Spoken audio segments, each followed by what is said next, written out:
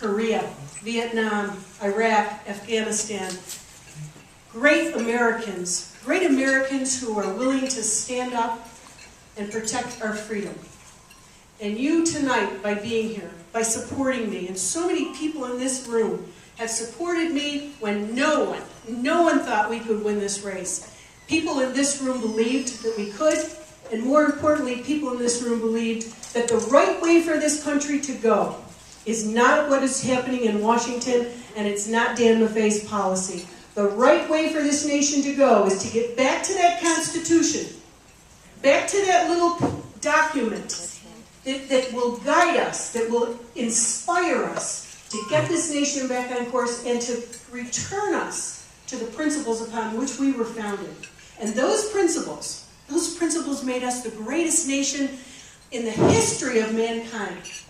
That's what the Constitution and the principles of America stand for. And my friends, they are in jeopardy. We knew that in 2010 when I ran, and it's gotten worse in the 2 years. We need to keep the House, we need to win the Senate, we need to win the White House.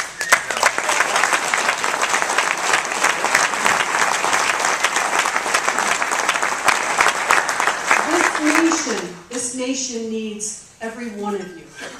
The new 24th Congressional District needs every one of you to stand tall, to stand proud, and say this nation is worth fighting for. Just what the men and women of the military do every day. This nation is worth standing proud and standing for our freedom and our liberty.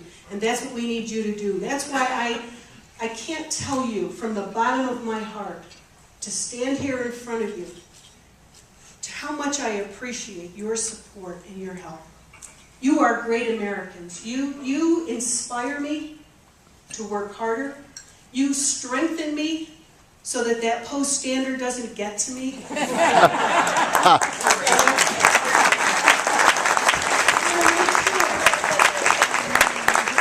No one believes that what's in the post-standard. Let's all agree on that.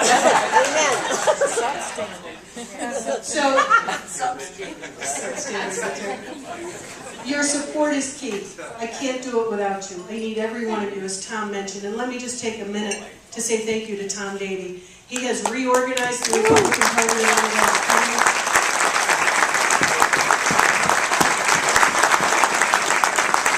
He has done a fabulous job of reuniting all of us and making us a party that's relevant and winning seats. And with your help and Tom's help, we will be successful in 2012.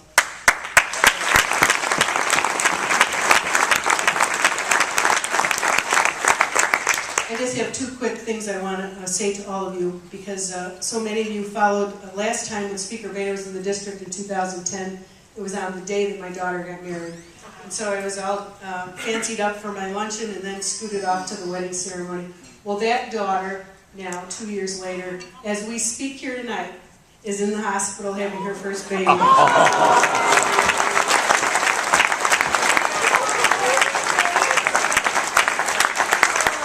I also want to say that I just am so grateful the speaker came through.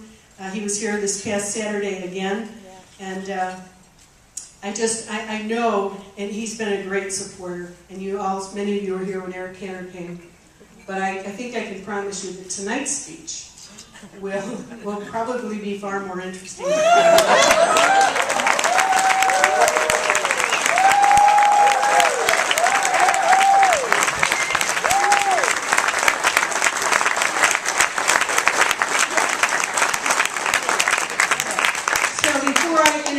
My dear friend and my colleague, let me ask all of you tonight, as we sit here and we enjoy this fellowship and we build our army to win this battle in 2012 for this seat in Congress and for the United States of America. As we're here tonight, please keep in your thoughts and your prayers the men and women who serve our nation. They are standing in harm's way those of you who have served, those of you who are family members. I have the honor of serving on the Veteran Affairs Committee. I've traveled to Brooke Army, to Bethesda, to Walter Reed, and our own local VA hospital. The men and women who serve this nation are brave, brave Americans, and their families as brave. They make a tremendous sacrifice to do what they do. And so as we enjoy this night, let's keep them in our thoughts and in our prayers, and ask God to protect every one of them and keep them out of harm's way.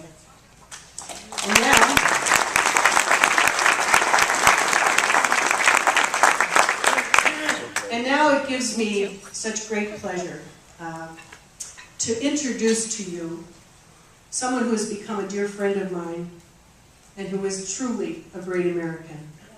Colonel West served in the Army for 22 years before he retired. He is the quintessential public servant. He has served his nation. He has received numerous awards for that service. And now he serves his country in the Congress. He stands on principle, which I love. You all love it, because those principles are what made this country so great. He stands on principle, and as I heard so many of you go through the line and talk to him, he's not afraid to say what's on his mind.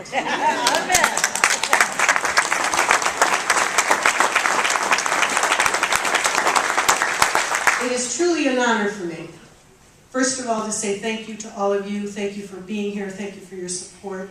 Thank you for loving our nation. And it's an honor for me to introduce to all of you Colonel Alan West from Florida.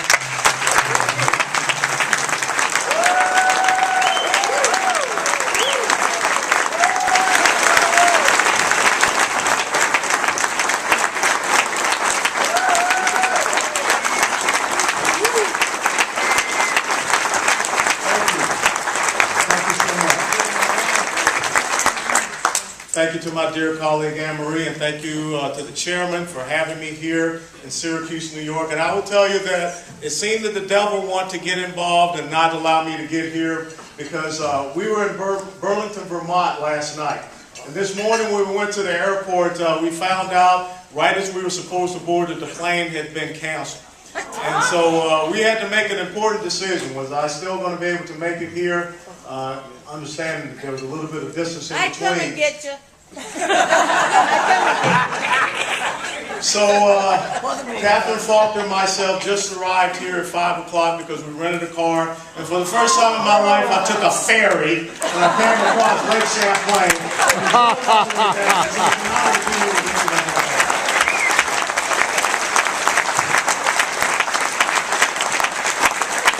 Now, I will tell you that Syracuse, New York is very near and dear to my heart, because I'm a University of Tennessee graduate. In the year that we won the national championship and we went undefeated, it was a pretty little interesting game that we won over here in the Carrier Dome. So if you ever see that guy who was guilty of the pass interference call that enabled us to get a first down after we had 4th down and 15, please give that guy my regards. But it's great to be here, and it's great to be here to talk to you about the future and the legacy of this great constitutional republic, to talk to you about the challenges that we face, to talk to you about the important decisions, the choice between two very distinct futures that we have to look at to pass on to our children and grandchildren. That's what Anne-Marie is standing for. When you understand that Anne-Marie has some serious skin in the game because of that yet unborn America that's going to be her 7th. They're busy people. Yeah, your family's busy. Her 13th grandchild. And in her 13th grandchild, she is at a position to say, I did something to make sure that this great American dream was passed on to each and every one of you. And I think that each and every one of you sitting out here, you do not want to be part of the first generation of Americans that may have to say, we did not pass on the American dream. I stand here today because of parents and grandparents. My folks were born in South Georgia in 1920 and 1931. And if you understood what it meant to be born in South Georgia in those times, lower middle income family, moved up to Atlanta. My dad bought our home for $18,000 in 1958. But he worked hard. My mother worked hard. They got that place paid off. And they saved up money so that I could go to the University of Tennessee, so that I could get a commission as a 2nd lieutenant in 1982, because my father said, as a corporal in World War II, he wanted his son to be the first officer in the family.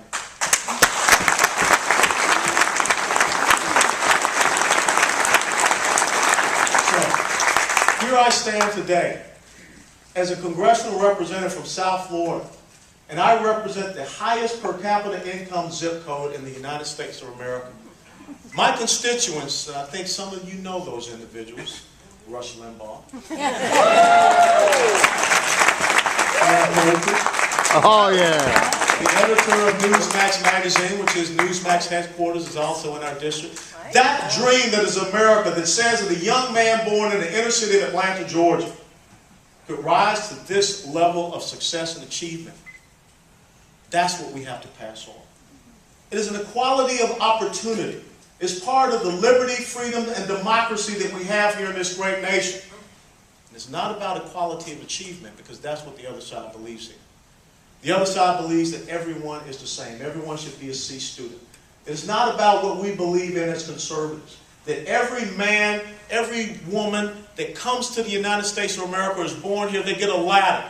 And with that ladder, they can climb to whatever heights that they want to of success and achievement. And we as conservatives believe one simple thing, that sometimes you slip off of that ladder. That's why we believe there should be a safety net. But the safety net is there meant for you to climb back up and continue to press on that ladder. But unfortunately, our dear friends on the other side, and I guess this chucklehead that is running against you,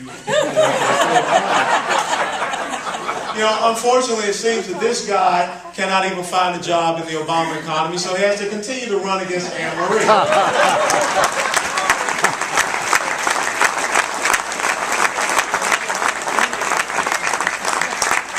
But the people on the other side believe that it is not a safety net. They believe it's a hammock.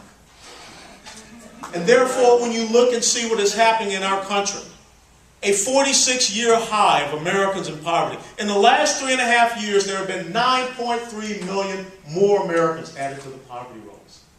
A 45% increase in food stamp recipients. We have a government right now that is spending your taxpayer dollars to run radio and television ads to get people on food stamps. That's not the equality of opportunity. That's not the American dream. The American dream that is unique and exceptional to every other nation all across this great globe in which we live. The fact that we live in an America now where we are bankrupting and destroying the fiscal solvency of this country is unconscionable. The report just came out today that from Inauguration Day to where we are today, every day there's been $4.1 billion of debt that has been added under this administration. And so that's why when you hear a gimmick such as, let's just raise taxes on the top 2 income brackets, which will only yield you $85 billion over the course of a year. We're spending $4 billion a day. It is not about sound fiscal policy, sound economic policy, good monetary policy, appropriate regulatory policy, so that we can grow our small businesses, so that the indomitable entrepreneurial spirit of the American individual can thrive. It is all about one simple thing. It is making more people economically dependent than making them economically free. That's right. And if we get to a point in the United States of America where more people are wedded to government either by subsistence check or employment check, then as we say down south, Katie barred the door. It will soon be over in this great nation. And if you don't believe me, look at where we are. We continue to hear the other side talk about fairness and fair share and economic equality. What is fair? Is it fair for the top 1% of wage earners in the United States of America to pay 37% of federal income taxes? Is it fair for the top 25% of wage earners in this country to pay 90% of federal income taxes? The lower 50% of wage earners in the United States of America only pay 2.3% of federal income taxes. Who gets to sit back and say what's fair? If you have not ever read a very interesting book that was written in the 1950s by a woman by the name of Ayn Rand, it was called Atlas Shrugged. And what that book talked about very simply was when onerous tax and regulatory policy, when crony capitalism creeps into the government and they start to suppress the individual industrialism, when you start to destroy the production class, and that's who I'm looking at here, people that wake up every day to go out and they work hard, when you destroy them and you elevate an entitlement class, people that are sitting back and waiting for a government check, people that are sitting back and waiting for money to come into that electronic benefits transfer card, and they get told that the people out here are the ones that are the bad people, that the things that you have built, the things that you have created, the success that you have is not your own. This is where we have to go back and understand what Thomas Jefferson wrote in the Declaration of Independence. Thomas Jefferson talked about the unalienable rights for each and every one of you. Thomas Jefferson talked about a nation that will be different from any other country that the world had known. A nation that will be built upon the preeminence of the individual. Those inalienable rights of life, liberty, and the pursuit of happiness that do not come from man. Therefore, they don't come from government. Ergo, government cannot take them away.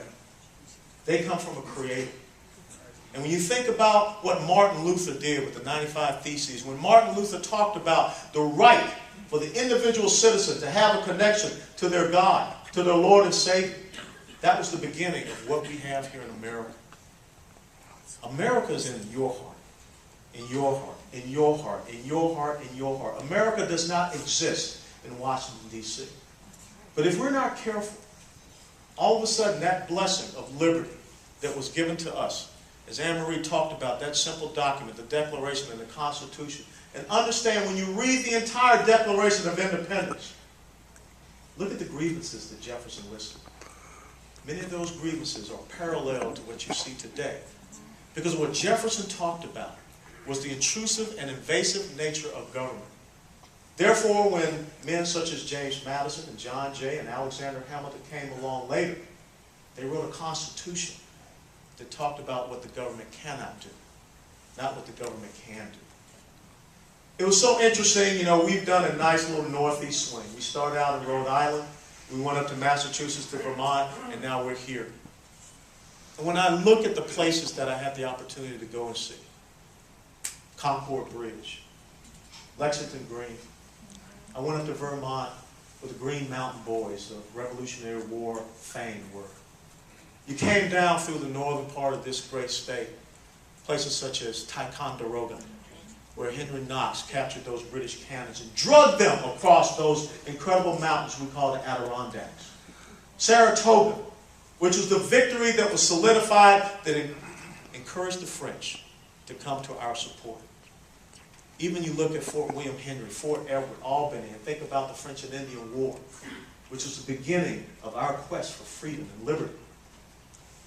Think about those men who those 237, 236 years ago stood upon principle, stood upon one simple thing. They fought for liberty. They fought for the ability for you to sit here tonight. But what will you do? What will you do when you are challenged with a principle of governance that is antithetical to who we are? Understanding limited government, fiscal responsibility, understanding individual sovereignty in our free marketplace, our traditional cultural values. There were families that built this great nation. There were families that extended this nation all the way up here into the pioneer areas of upstate New York and out west. Those families, when they were confronted with crossing the Hudson and crossing the Mississippi, they didn't turn around and say, well, is someone from the government going to come build us a bridge? They stood as Americans, and they stood and they said, we will figure out a way. That's why families are important. You know another reason why families are important? There was a great New York senator, Daniel Patrick Moynihan, who once talked about, if you gave checks to young women for having children out of wedlock, eventually you would destroy a family unit. That's why my wife Angela and I have been married 23 years. We're only 28% in the black community. 28% of a husband and a wife at home with their children. That's what we're doing all across this country because we've forgotten about traditional cultural values.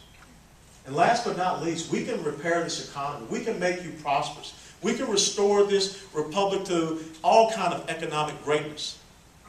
But if we do not keep you safe, if we do not make sure that we have the most superior military that the world has ever known, that is ready to deter any type of aggression, then what happened on September 11th will continue to happen again and again and again. And I think it is absolutely reprehensible that you have a commander-in-chief, a president of the United States of America, that would allow a thing called sequestration to happen to our military. To take our great military and make the Army and the Marine Corps at personnel levels back to 1940. To take our great United States Navy. When I crossed Lake Champlain, I thought about the naval battles that were there. All these great lakes. I thought about when one great American, John Paul Jones, said one simple thing: I have not yet begun to fight. And he established the tradition of a great United States Navy.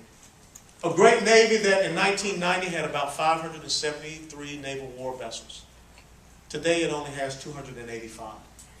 As sequestration goes through, they will be down to 230. An Air Force that will go down to the smallest Air Force that we have known since we created the modern day United States Air Force, by losing 9 tactical fighter squadrons.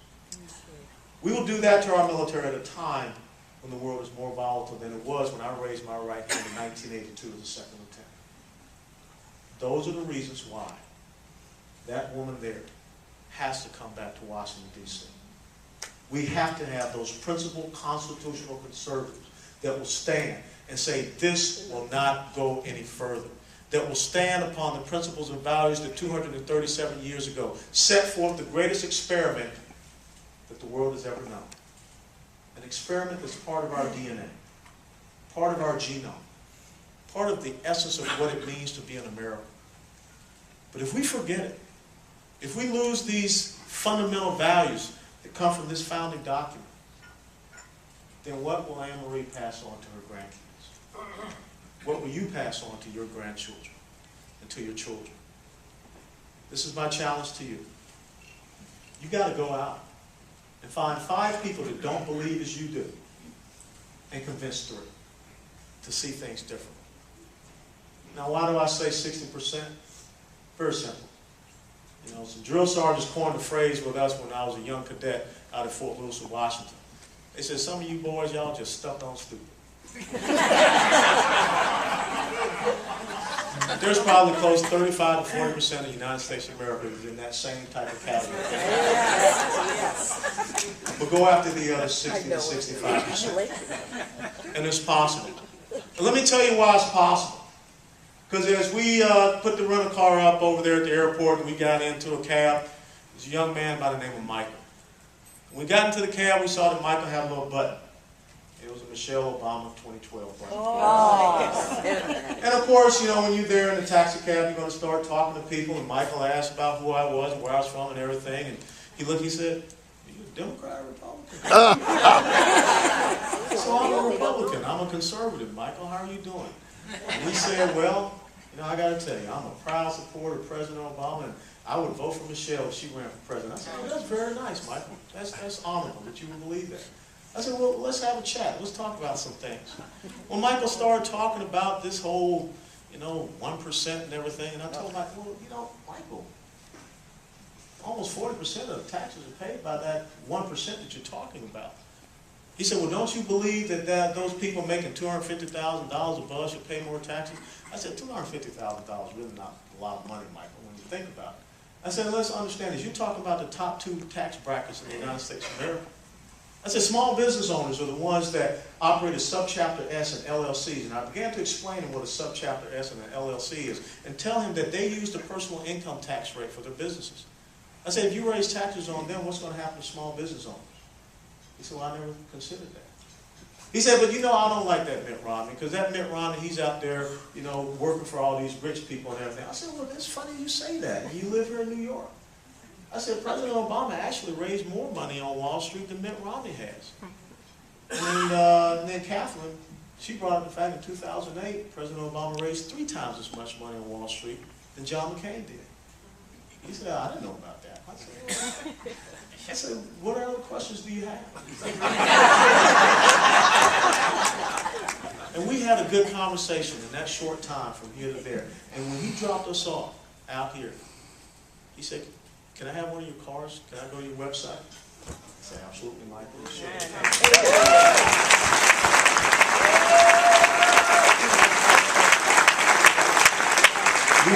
people like Anne Marie that, as she said, will talk about facts and talk about truth and not about talking points. The more constitutional conservatives we get in the House, the more we can get in the Senate, then we can make sure we have the right legislative agenda to ensure our economic security, our energy security, and our national security, which are the three pillars that the federal government should really be responsible for. And that's it.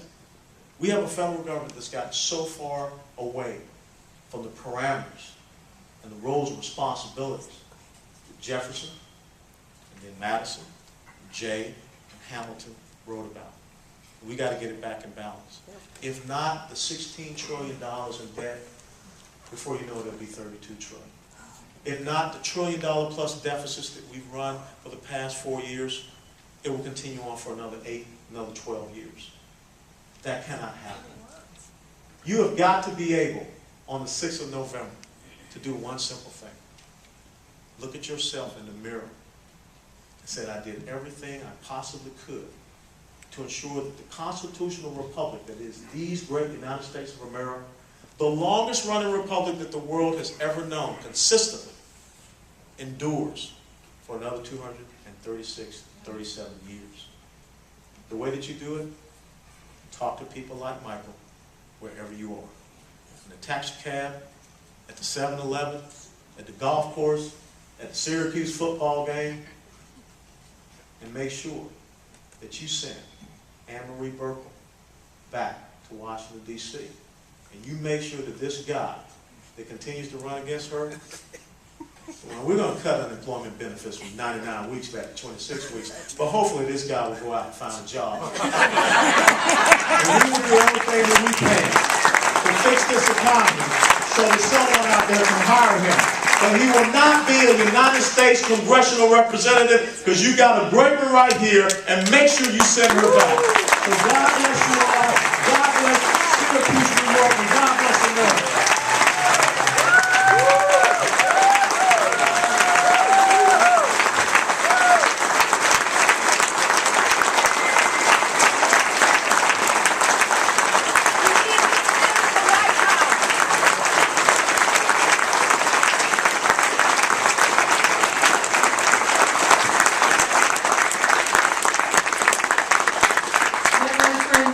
American. Thank you, Alan, so much for your comments, for being here tonight, for your support. And thank you again to all of you for being here, for understanding what's at stake this year. I can't tell you how much we appreciate your support. Thank you all so much. God bless you, and God bless America.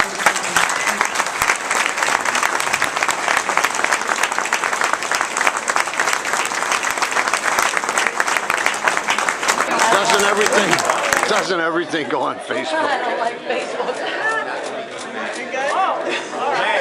I think we got a bunch. Wow, what a thrill. That's great. That's great. God bless you. Johnny.